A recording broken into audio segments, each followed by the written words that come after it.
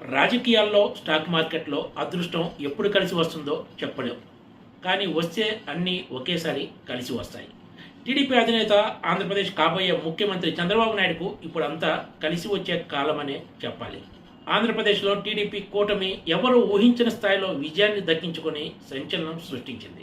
ఇది ఒక ఎత్తైతే గత 2 టర్ములుగా కేంద్రంలో ఏకస్వామ్య విధానాలతో పాలన సాగించిన మోడీకి ఇప్పుడు తిరిగి మూడోసారి అధికారంలోకి రావడానికి అటు చంద్రబాబుతో పాటు ఇటు నితీష్ కుమార్ల అవసరం ఏర్పడటం ఆ 2 పార్టీలకు కలిసి వచ్చే అంశంగా మారింది. చంద్రబాబు నితీష్ కుమార్ల మద్దతు లేకుండా కేంద్రంలో మోడీ ఇప్పుడు సర్కారు ఏర్పాటు చేయలేని పరిస్థితి ఏర్పడటంతో రాజకీయంగా ఈ 2 పార్టీలకు మేలు కలగబోతోంది. ఈ దెబ్బకు ఆంధ్రప్రదేశ్లో అధికారంలోకి రావడమే కాకుండా కేంద్రంలో కూడా చంద్రబాబు ప్రాధాన్యత పెరగబోతోంది. అంతేకాదు కేంద్ర కేబినెట్లో టీడీపీ బెత్తులు కూడా దక్కించుకోనుంది.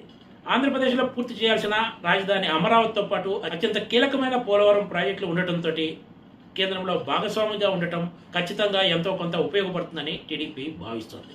రాజకీయంగా ఈ అంశాలు ఇలా ఉంటే గత కొన్ని రోజులుగా చంద్రబాబు ఫ్యామిలీకి చెందిన హెరిటేజ్ ఫుడ్స్ షేర్లు దూసుకెళ్తున్నాయి.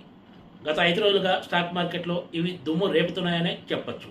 ఇది ఏ స్థాయిలో ఉందంటే గత 5 రోజుల కాలంలోనే టీడీపీ అధినేత చంద్రబాబు నాయుడు భార్య నారా భువనేశ్వరి సంపద 579 కోట్ల రూపాయల మేర పెరిగింది. ఇది కేవలం హెరిటేజ్ షేర్లలో వచ్చిన ర్యాలీ కారణంగానే అని చెప్పాలి. హెరిటేజ్ ఫుడ్స్లో నారా భువనేశ్వర్కి 24.37% వాటా ఉంది.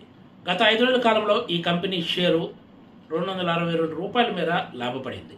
మే 31న 402 రూపాయల వద్ద ఉన్న ఈ షేరు వరుసగా పెరుగుతూ శుక్రవారం నాడు కూడా 10% అప్పర్ సర్క్యూట్ బ్రేకర్ను తాకి 662 రూపాయల వద్ద ముగిసింది. మరికొద్ది రోజుల్లో కూడా హెరిటేజ్ షేర్లలో ర్యాలీ కొనసాగే అవకాశం ఉందని మార్కెట్ వర్గాలు అంచనా వేస్తున్నాయి. ప్రస్తుతం హెరిటేజ్ ఫుడ్స్ మార్కెట్ క్యాపిటలైజేషన్ 6,140 కోట్ల రూపాయలుగా ఉంది. Please subscribe TGTV.